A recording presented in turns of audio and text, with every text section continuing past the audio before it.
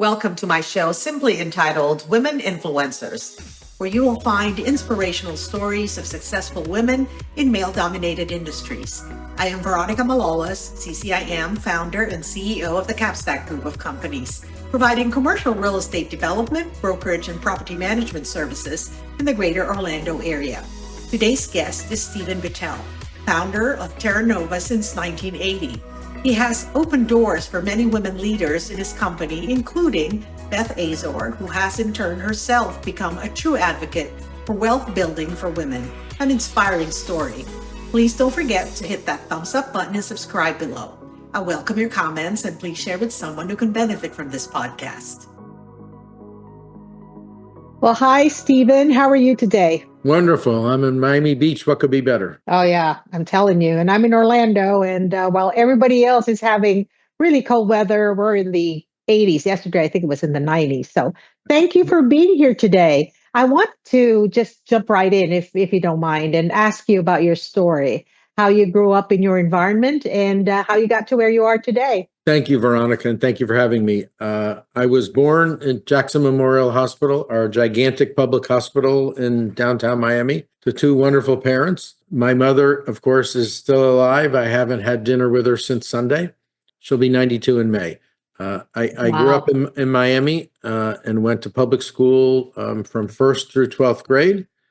We did have air conditioning in 5th and 6th grade, but no other years. Wow. And that must have been brutal. We didn't, it was normal to us. So it seemed okay. And I presume that it was a little cooler back then, although, we had to wear long pants to school. It was fine. I was in a high school graduating class of 1,240, which made my transition to college, where my class was 325 in Brunswick, Maine, all the more astonishing to me, because I went from perfect weather to freezing weather and a gigantic class to a very small, intimate experience. I loved college. I always intended to get the best grade in every class because I was prepared to outwork everyone, and I did outwork everyone. So, I developed a work ethic at Bowdoin, where I went to college, and my sister after me and my son, that I think really has been the most dispositive thing on my business success. Somehow something about that place gave me a stamina to keep going that, has paid dividends ever since. That's amazing. That's amazing. And how did that translate to you building your company? So when I was a senior in college, the school nominated me for 3 postgraduate fellowships, a Rhodes, a Marshall, and a Watson. Pretty amazing. Yeah, well, I played a sport, I had really good grades, and I was probably a little too intense. Maybe I'm still a little too intense. And I spent a year in Europe talking to businesses about the motivations behind foreign investment in the United States. It was a novel approach.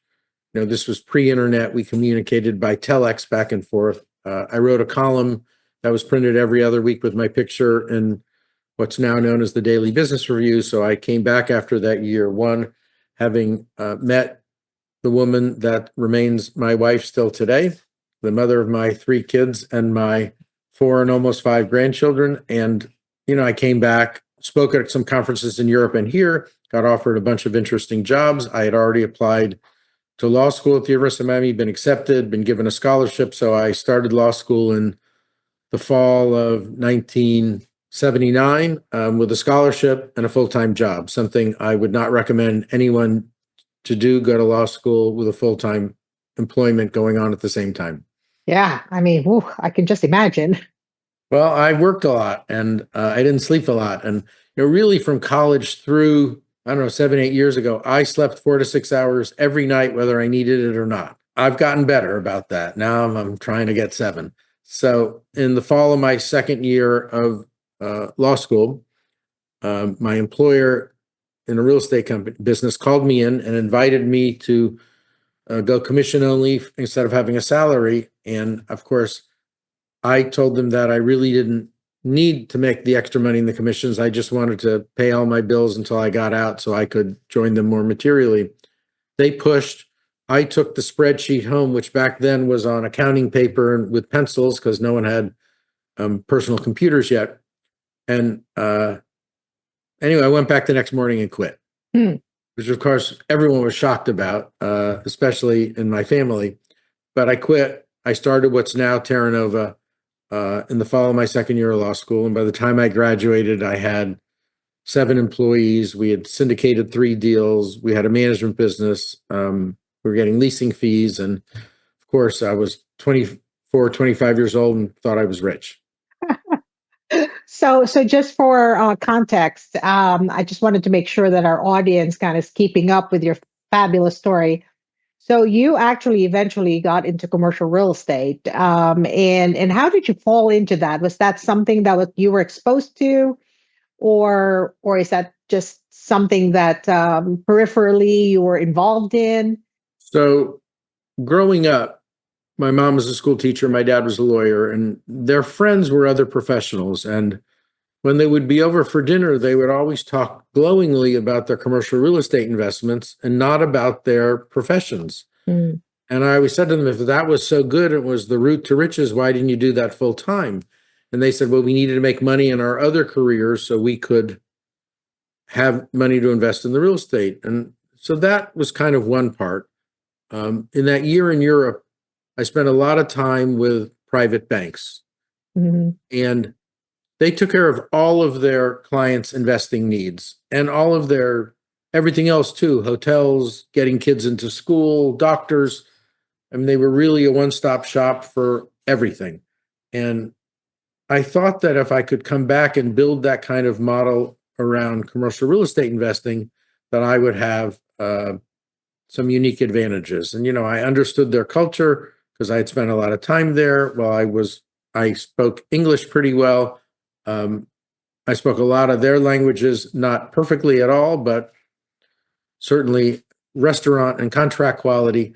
And, I came back with the goal to do that. And I would send them letters and articles to try to keep in touch. And they started calling and saying, we're going to be in town and what should we look at? And, I did some initial transactions with some folks from the Middle East and the potato chip king of Europe and another doctor from Italy, all which were relationships that came out of that Watson Fellowship year.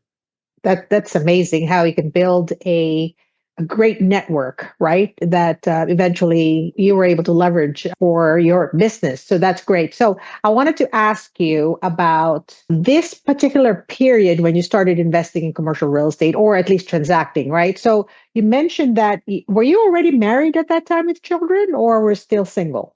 I left the first company in the fall of 80 and was married in March of 81. So as you were building your company, you were actually a young father and I husband. wasn't a father again for a couple of years. My kids are 47, 39, and 37. My 37-year-old son works with us.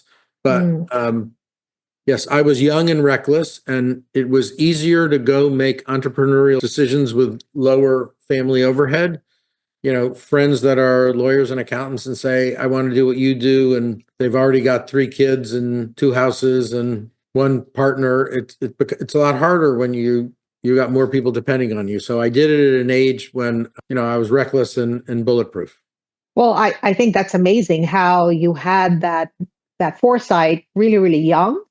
And you're right. It is hard when you already have children or you have others who depend on you, because you got to bootstrap when you're actually doing something entrepreneurial. I wish I could say I had great foresight. I just was young and ambitious and probably didn't appropriately evaluate the risks that lied ahead. So you still have Terranova, as you can see in your background. So how long has Terranova been around? And talk a little bit about how many assets you have and how you built the success of this company. Terranova was incorporated in July of 1980. We originally did some syndications, friends and family partnerships. The market crashed in 86, 87. We raced to build a gigantic third-party management and leasing business that was all over the state.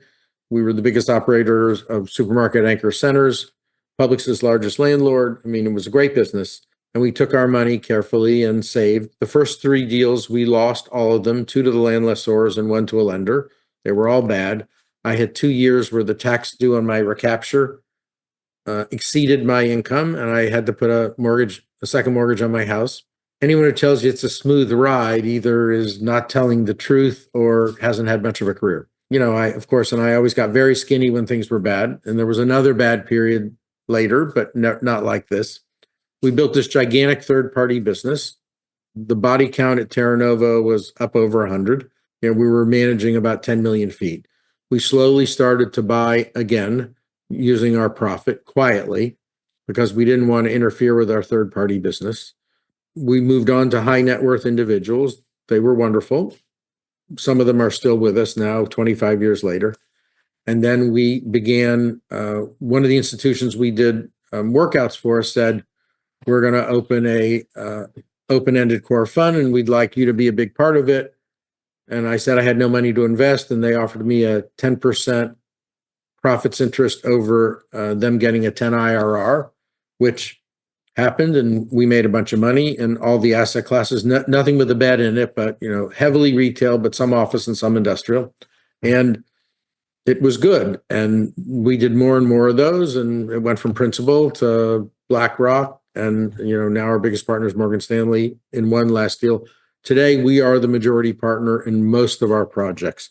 That's amazing. And surely, it's so great to hear a story just like yours. So I'm going to switch gears a little bit, Stephen, and ask you about your influence, right? So I actually asked you to be a guest in my podcast because I saw you on stage at the recent Women's Investment Summit, and I want to make sure that you speak a little bit about your advocacy for women in real estate and wealth building as well. So tell us a little bit about that.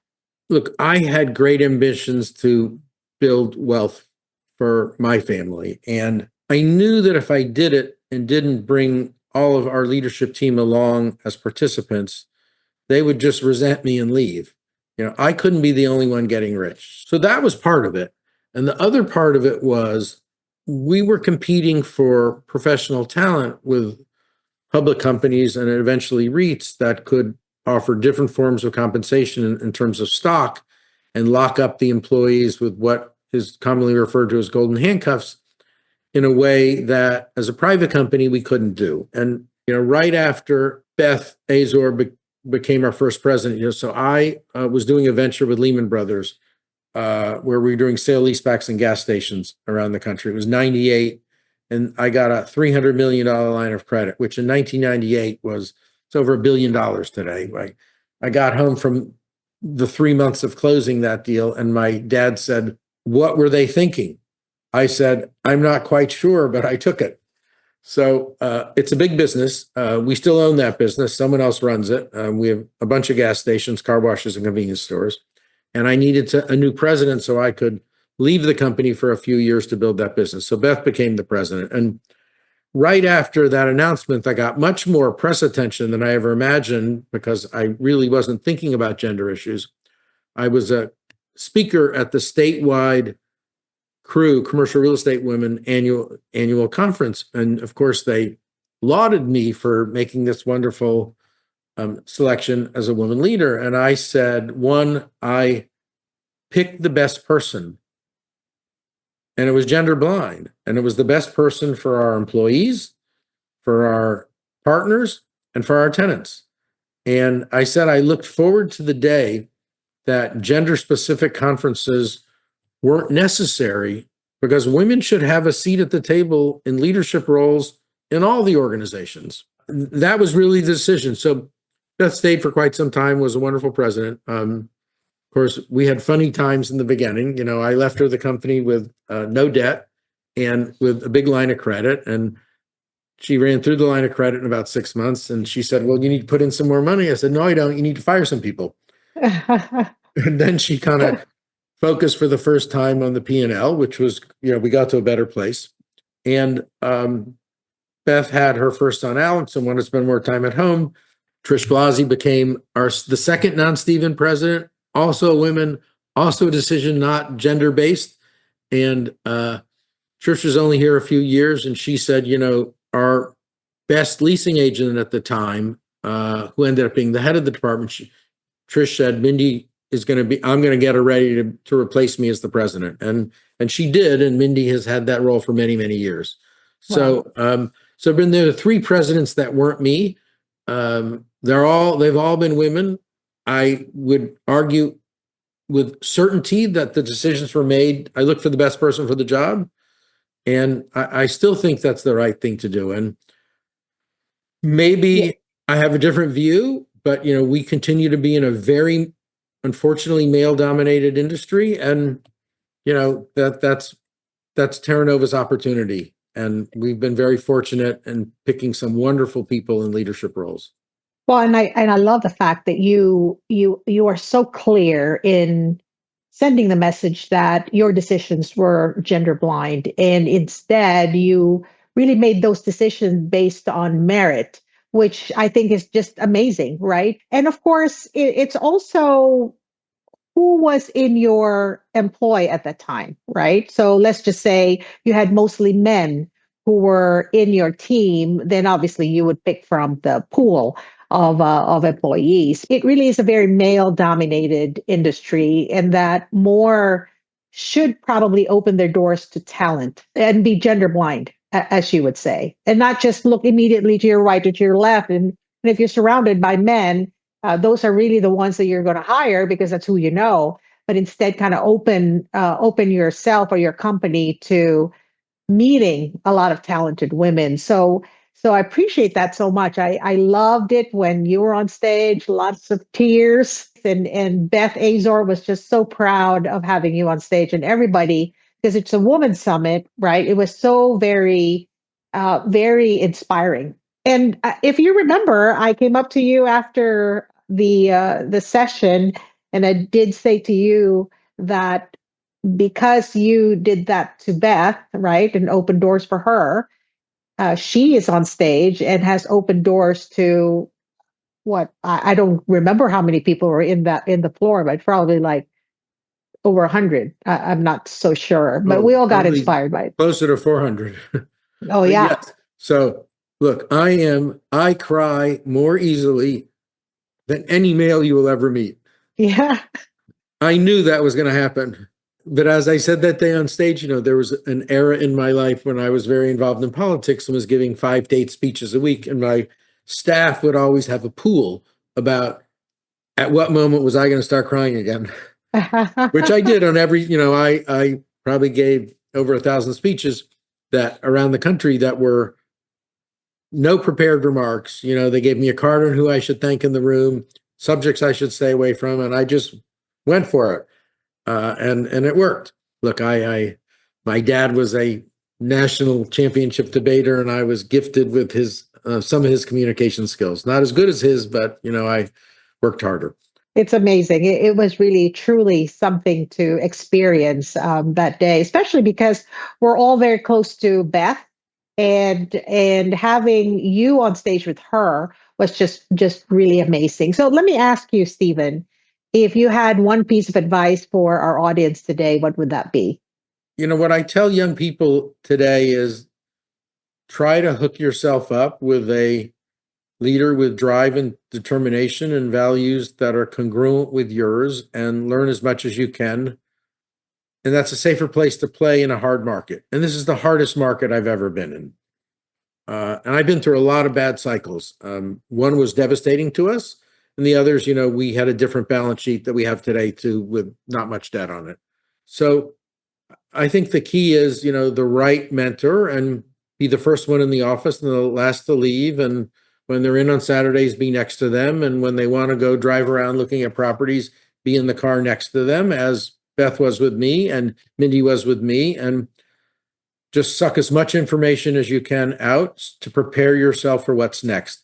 If you're in an environment where you can participate in the company gains, you can stay there for a lifetime. If they don't have the same kind of sharing culture that we did, then you should find somewhere that does. This is an increasingly hard market for an individual to go it alone. You got to get through these times. And when things are tough, and they're tough today, we feel like they're never going to be better.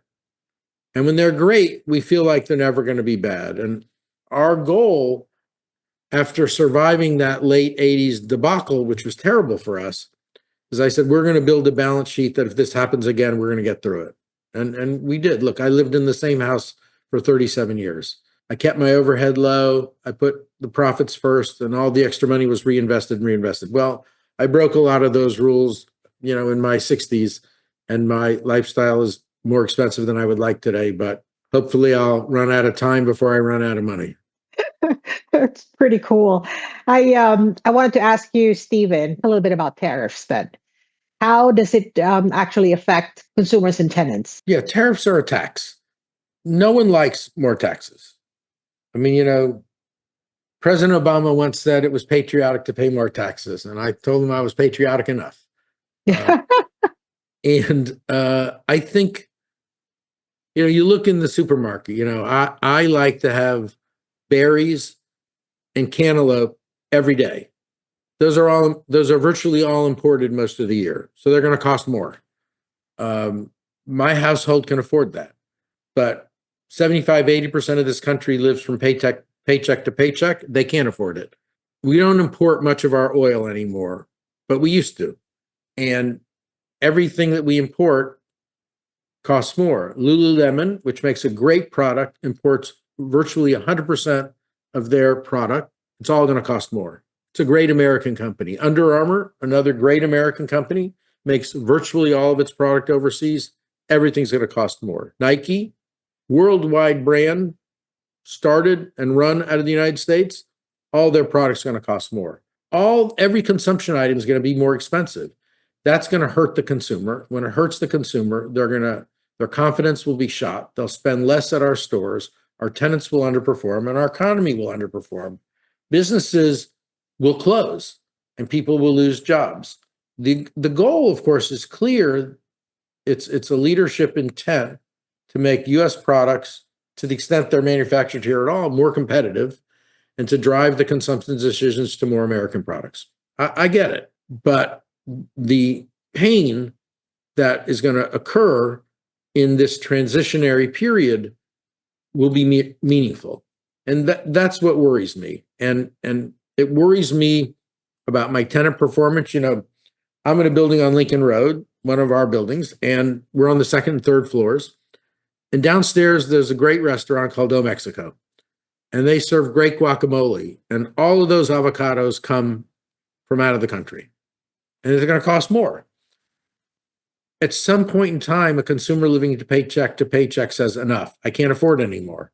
And that's where the pain sets in and what worries me. Well, and I will agree with you that in the short term, I think everybody's going to feel the pain. I also do agree with you about making American goods more competitive in the long term. Now, how that's all going to hopefully not affect or pain the U.S. citizens or our residents here for the long term, I think is yet to be seen. So I do agree with you on most of the things that you've talked about. I just don't know how it'll all kind of end up, right? Because again, we talk about the intent is to make our American goods more competitive and therefore generate more jobs and so. But that's long term. And when you look at the food, which is primarily produce that we buy overseas, we have sufficient land in the United States, maybe not enough water, but we have enough land to grow a lot of food. The problem is the labor that's used to harvest it is primarily immigrant labor. I mean, our country has been built on the backs of immigrants for 250 years. I'm the grandson and great-grandson of immigrants who came to this country for religious freedom and economic opportunity. And if we don't have an immigration policy that allows people to come in to do the jobs that Americans don't want to do, I don't know how we can grow more food. So everything kind of impacts everything else, but either we're going to sort it out or not. Ultimately, businesses want certainty. We want to know the rules so we can plan. If business people know what the rules are and can plan, they'll make it work. And we need to get to a place where we have a well thought out policy that's announced and we stick to it versus announcing it and pulling it back. And then we don't know. I mean, I have a friend who's got a container of products coming from overseas that was ordered months ago, and there was great fear that suddenly a tariff would be imposed to make that business no longer possible after the money had already been spent. And that's the challenge. The changing rules are complicated for businesses. Yeah, I agree with you on that end, as well as the chaos that we're experiencing right now, and hopefully for the long term. Again, that it's all going to go for the good of everybody, but that's yet to be found out. So we'll just leave it at that. But I want to thank you, Stephen, for spending the time with me today. I think that you're a very inspirational figure, and certainly your success and the way that you've given to others is really something to be told as far as that story. So I appreciate that so much, and I know that we will probably cross paths again, especially because we both know Beth, and hopefully I'll see you at the next summit as well. Well, do you have any parting words for our audience today? Waking up every day with a smile on your face and pushing forward, regardless of the odds against you, makes it work. People always say, "To what do you attribute your success?" And I said, my goal was to outwork everyone I was around, and it's the same thing I told my kids. And when young employees come to the company, I tell them the same thing: be the first here, the last to leave. Learn everything you can. Yeah, fantastic. That's really great words, great parting words. So I'm going to say goodbye, and I'll see you soon. And always be well, Stephen. Thank you. Thank you, Veronica. Take care.